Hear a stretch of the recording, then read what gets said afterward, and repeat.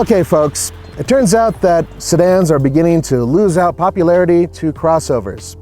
This vehicle, the 2017 Infiniti Q50, is, well, a pretty fun car to drive, and it's currently Infiniti's best-selling vehicle. However, their SUV, the QX60, well, those sales are rocketing, and they will soon catch up to this vehicle. So coming up next, we're gonna explore why. It's a 3-liter twin turbocharged V6 that puts out 300 horsepower and 295 pound-feet of torque. It's hooked up to a 7-speed automatic transmission, and this particular vehicle is all-wheel drive. Despite that, it still gets 22 miles per gallon combined, which is actually pretty good. Driving this vehicle around, you may think that, oh, well, it's a screamer. It's a lot of fun to, drag and go through corners and do 0 to 60 times, and you know what? You'd be correct. Now, right now we're in the hills just outside of Boulder, Colorado, and this car is ideal for this type of road setup. And the reason why is because there's ice, a lot of moisture, some snow and ice along the corners. It's difficult to predict exactly what's going on with road surfaces. Yet I'm in a 300 horsepower sporty sedan with all-wheel drive. And the all-wheel drive system is set up with you can feel the rear bias. I've slipped a few times and I could feel the tail swiggle a little bit, and then the front end would take me away.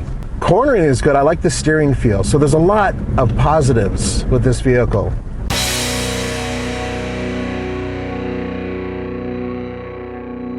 Traction control is off, and launch, I'm in Sport Plus. So here we go.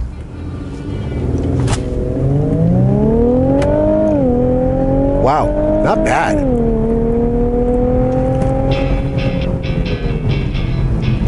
.66 seconds.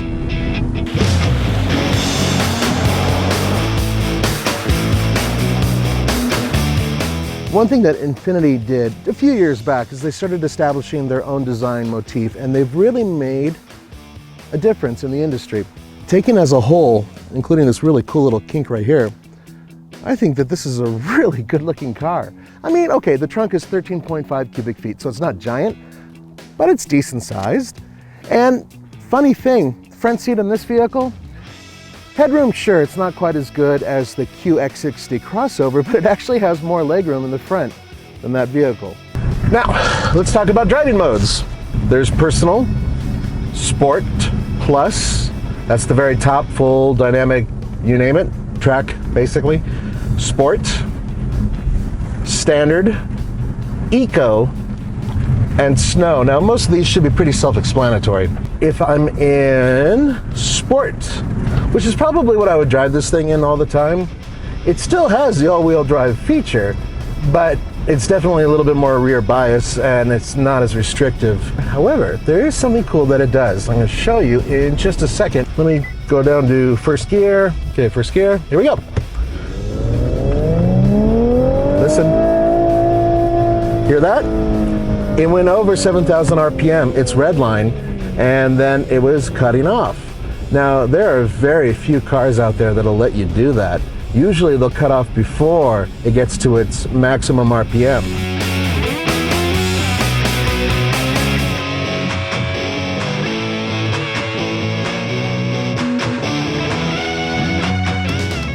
Now, the 2017 Infiniti Q50 with the twin turbocharged V6 and all-wheel drive and all these goodies is $55,520.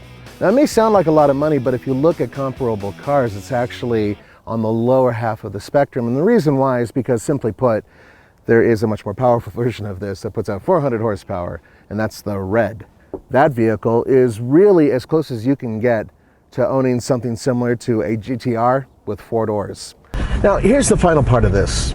The whole SUV craze, which has been going on for a while, and I might sound like one of those guys who's like, oh, rock and roll, that's just a phase.